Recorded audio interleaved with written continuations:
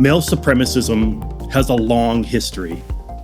Its recent manifestations, though, is one that includes the misogynistic responses to political, economic, legal, and cultural gains by women. Today's male supremacism includes misogyny that arises as backlash that manifests in myriad ways. Sometimes this includes flaunting, threatening, and performing physical and sexual violence. Male supremacist backlash is a reactionary counterattack to a perceived crisis of depleted power and loss of dividends. To understand this backlash, we must make a leap, departing from the view that men are stoic and driven solely by rationality to understand that men are also tempestuously emotional. Despite supremacist men rebuking emotions, I found in my research that feelings and emotions are essential to defining the boundaries between these men and those they other and subordinate. These men react to their paranoid delusions of being under attack by fortifying the borders that segregate them. They do so to find reprieve from their continual paranoid attention to the other by isolating themselves within the boundaries of being a man and the ease at being in an environment meant for men. So, despite an avowed subordination of emotions and a latching on to the idea that men are reasonable and free from emotional impulses, feelings drive men's backlash. My argument that feelings erect and reinforce borders draws on the work of Sara Ahmed. For Ahmed, emotions both shape and are shaped by objects. Emotions contour what bodies are able to do by increasing or decreasing power on the body. How people affectively respond to their encounters with other people forms the distinctions between the person and others. It is emotions that, as Ahmed articulates, produce the very surfaces and boundaries that allow the individual and the social to be delineated as if they are objects. As bodies come together, emotions help surfaces and borders between an us and a them, and allow that to be distinguished. Supremacist men share material privileges, practices, and comforts that are supported through underlying structures such as hegemonic masculinity, patriarchy, and various forms of supremacy. This results in a collective way of interpreting and going about in the world. It is from these interpretations and daily life that individual and collective feelings, including paranoia and backlash, emerge. Often, men express that their backlash results from a loss of material dividends. Men's right activists, for example, rally around the money they lose when the courts order them to pay child support. While I do not dispute that material losses aggravate these men, it is my argument that the threat to structures that uphold men as superior is a threat to the supremacy from which they benefit. Supremacy can only be realized by creating distinctions. And so backlashing men seek to protect supremacy by reinforcing these distinctions by fortifying the borders between themselves and those they other. Further, privileges and dividends are only realized through the border creation between bodies. Without an us and a them, there can be no privilege to realize. Supremacist men collide with the other, and these collisions create what Ahmed would call an impression, acts of perception, cognition, and emotions that leave a mark. It is in pressing against bodies that men discover the edge of their own bodies and delineate borders between themselves and others. Impression allows men to discover their metaphoric skin. As I go through most of my day, I'm not really aware of where my arms end. And it's not until there's an impression against it that I realize them. For example, when I rest or bump my hand upon a table, I become aware of them through the impression. As my hand rests upon the table, I can feel that border. And this is true. The same is true for the body as identity. I am not aware of the borders that delineate my identity, for example, my masculinity or my whiteness or other, until I encounter another. I am made aware of my identity by brushing up against or colliding with another body, with an other's body. My awareness is signaled through the emotions I feel about that which is impressed upon me. Feelings signal an impression, which signals a border, which in turn signals a relational identity. Feelings create a division between an us and a them. It gives shape to the border between these two actors and delineate who is to be segregated from our in-group. These feelings lead to acts of reasserting power and supremacy. But this power can only be acted out because of the erection of borders and subsequent segregation, what I call border work.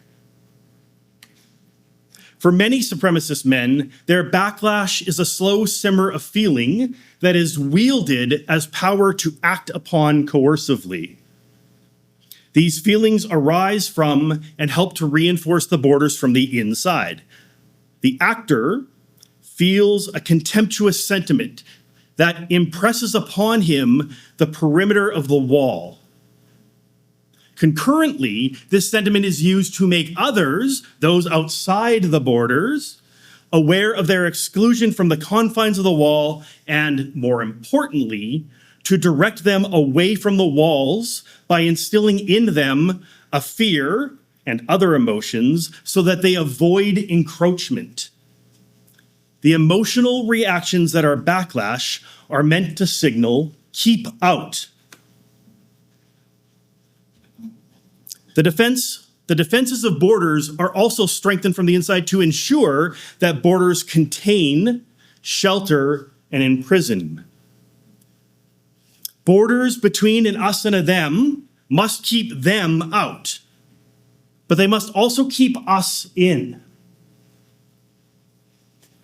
A particularly curious result of feelings and the borders erected by these backlashing men is that these borders increase the impression upon these men. Having erected or reinforced borders, men lay claim to some fixed bordered edge of their identity. The rise of diversity and diversity politics moves others ever nearer men's borders. This in turn increases the frequency with which men feel the impression and discomfort of the borders. Having this impression upon them leads to an isolation as men break contact and withdraw, retreating within their walls. This breaking of contact is attempted in large part by reinforcing the borders between groups to ensure segregation. Despite these efforts, however, borders are still made proximate, still impress upon men as the walls they erect feel like they are closing in on them. The continued impression translates into a frustration. Like a shoe that is too small, these men are aware of the borders due to the discomfort of constantly pressing up against them. This frustration is felt as an injustice and develops into the expression of a felt oppression. Though they actively do border work to keep the others out, these men also experience containment due to these feeling-created borders. This creates a process of comparison, frustration, and oppression, which T.H. Marshall has illustrated as the process of resentment. These men react to being made aware of the perimeters they erect to distinguish between themselves and the other. These men want to live in a proverbial gated community, but they don't want a view of the wall. One strategy to alleviate the discomfort of being impressed upon might be to shrink or recoil from the borders. However, turning inward does not appear to be an acceptable tactic for many supremacists. Instead, they confront their discomfort and shame. One of the ways that men experience impression in their everyday lives is by being called out for their misogyny. Whether intended as such or not, this impression gets felt as a shaming practice. For Ahmed, shame is an attempt to hide while being exposed. It is a witnessing that causes a turn away from the witness. This shaming makes visible the borders that these men wish to ignore. Aware of the borders, these men fight the urge to turn inward. Instead, there is an aggression that builds to a turn outward, a wearing of the label misogynist as a badge of honor and a lashing out. In addition, these men lay claim to being persecuted, to being a victim, and act aggressively against this. They work through their dissonance of their shame by expressing a paranoid resentment towards an imagined liberal media education persecution, and they rationalize their shame as an ideological tactic by an imagined enemy. Supremacist men use their paranoia to protect themselves from their discomfort. This paranoia is an outwardly directed shame. Unlike the turn inward of shame that Ahmed elucidates, paranoia is an anticipatory shame that is both alienating and universally understood. By attaching labels like hate group, toxic, or supremacist, for example, these men are made to feel ostracized and looked down upon. This leads to a paranoia that they can always be shamed and suffer justified material consequences of loss due to their subordinated emotional position. Their paranoia is realized in feelings of being under attack. Instructive in these feelings is the view that an idealized masculinity, that is to say, masculinity as supreme, is being called into question.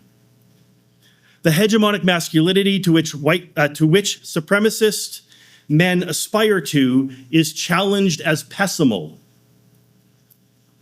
As such, feminists, progressives, and others' efforts towards equality equate to an attack on them, which they defend with emotional border work.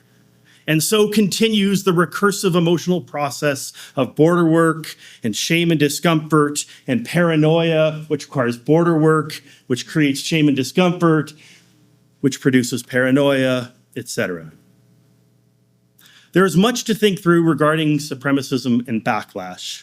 My aim here today was to challenge the perception of men as stoic by describing how male supremacist emotions can sharpen the division between us and them.